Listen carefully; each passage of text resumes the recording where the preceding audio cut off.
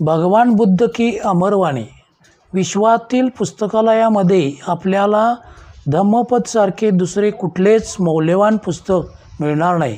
काळाच्या दृष्टीने भगवद्गीतेपेक्षा धम्मपद प्राचीन स्तर आहे. विश्वातील अनेक भाषात धम्मपदाचे भाषांतर झालेले आहे. त्रिपिटकमधील धम्मपद एक छोटा परंतु मौल्यवान रत्न आहे. सहस्रवगो धम्मपद क्रमांक 108 ते 115.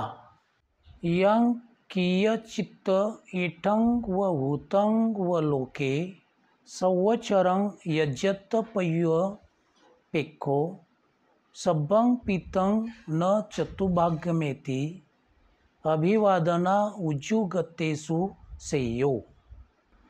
पुण्याच्या अपेक्षेने या लोकी वर्षभर जे काही हवन केले असेल त्या सगळ्यालाही रुजू चालणाऱ्या सत्पुरुषांच्या वंदनाच्या 4थ्या भागा इतकेही महत्त्व नाही.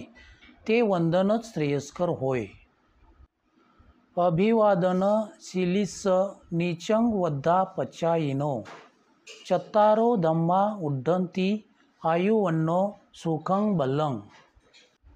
अभिवादन हे ज्याचे शील आहे, जो नित्य वृद्धांना सन्मान देतो, त्याचे 4 गुणधर्म वाढतात: आयुष्य, वर्ण म्हणजे कांती, सुख आणि बल.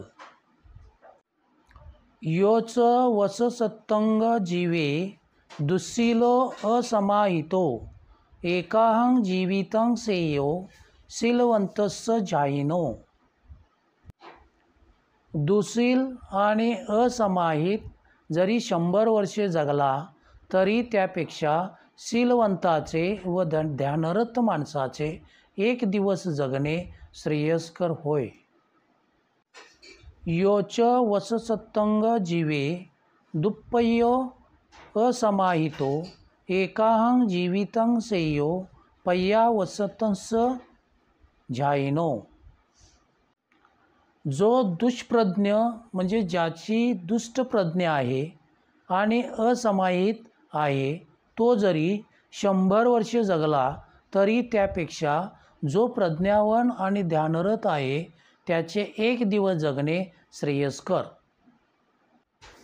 योच वससत्तंग जीवे कुशीतो हीनवीर्यो एकाहं जीवितं सेयो वीर्यमारभत्तो दळहं.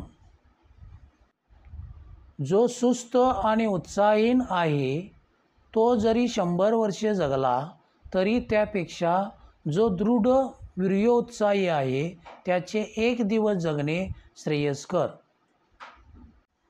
योच वससत्तंग जीव अपसंग उदयवेवंग एकाहं जीवितं सेयो पश्यतो उदयवेत्तंग. जो उदय म्हणजे जन्मास येणे आणि वेव म्हणजे मरणे ह्यांची दखल न घेता 100 वर्षे जगला तरी त्यापेक्षा ज्याने जन्म मरणाची दखल घेतली आहे त्याचे 1 दिवस जगणे श्रेयस्कर होय.